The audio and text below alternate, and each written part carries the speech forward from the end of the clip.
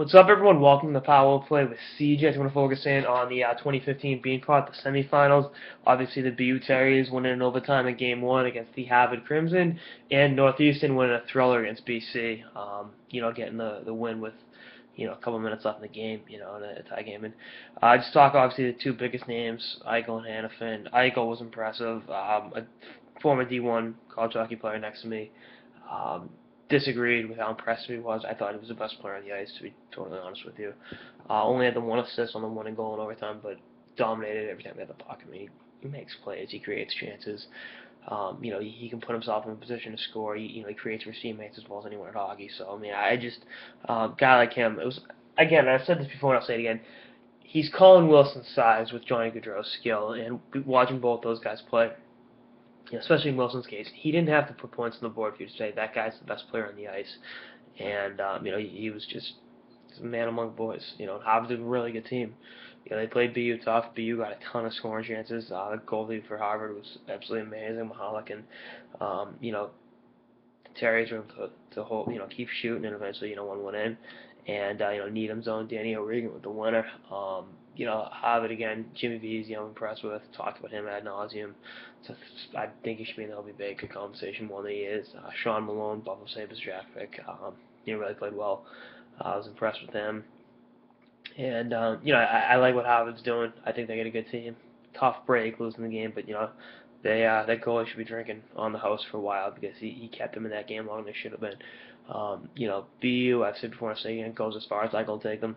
And even though he only had the one assist, you can't just credit what he does with the puck and the way he's able to create and really wreak havoc for opposing defenses.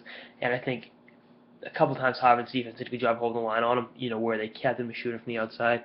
But he's going to get, grade A scoring chances, and, Harvard's goalie was up to the Mahalik again, was up to the task on many of them. And, second game, here's the thing with Hanifin. Trying to figure out the best way to put this. In crunch time, he kind of plays hot potato with the puck. Example, tie game, has it at the left point, and he's got the right defenseman calling for it. He's got a guy on the half wall, and, there's a guy in front of the net, and, guy behind the net. So, scanning the options.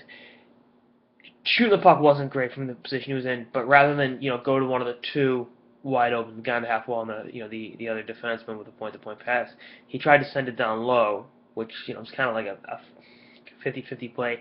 Didn't put enough mustard on it. Northeastern intercepted it down in the corner. They broke it out.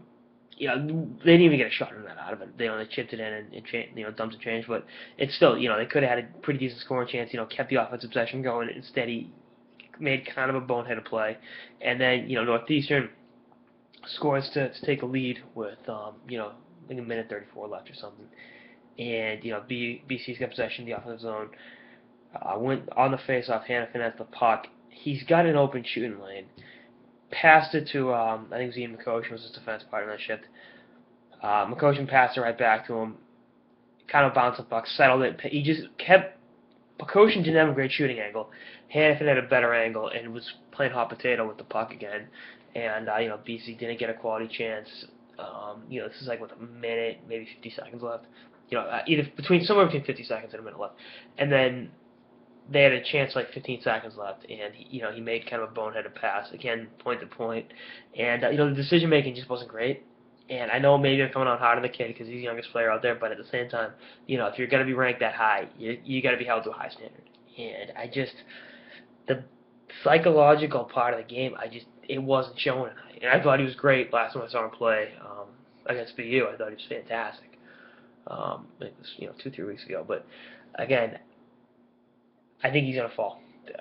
I think international scouting got him fourth behind Lawson, Krause, and obviously Eichel and that guy McDavid.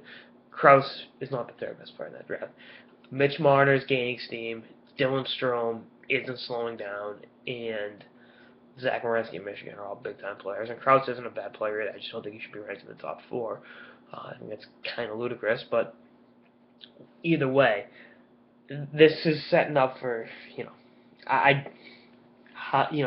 big-time players got to come through in the crunch, and I wasn't seeing it in a tie game and then trailing, playing hot potato. Sometimes you got to be able to create that chance and not hand the just gift wrap the puck and in many ways gift wrap the game. And again, I'm not trying to come down too hard on a kid, but the bottom line is if you're going to be that highly touted and get all that ink, you've got to be held to a high standard. And just going to see it tonight.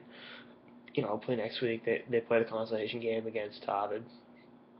See more of the same. So, but yeah, going to be great. Harvard BC first game next week, and then BU and Northeastern dogfight Terriers versus Huskies. And our fan/friend of the show, Brendan Collier, Carolina Hurricanes draft pick, and Charlestown native, had a very dogged game. I loved watching him play. He really brought some sandpaper. Maybe not the biggest scorer out there, but he's he's a tough kid. And going to those high traffic areas, blocking some shots. Creating a few scoring chances. Through hard work. And yeah, you love to see that. A kid, good kid, nice kid, and great hockey player. So hopefully he comes up aces next week. Next week's gonna be good. He's going up against fellow Charlestown native and Boston Bruins prospect Matt Grizzlick. So that's gonna be one hell of a game. The town he's gonna be going nuts for it. So anyway. That's like some sort of the power play with CJ on a little Beanpot recap. Stay tuned for episodes of the season and beyond. Later, guys.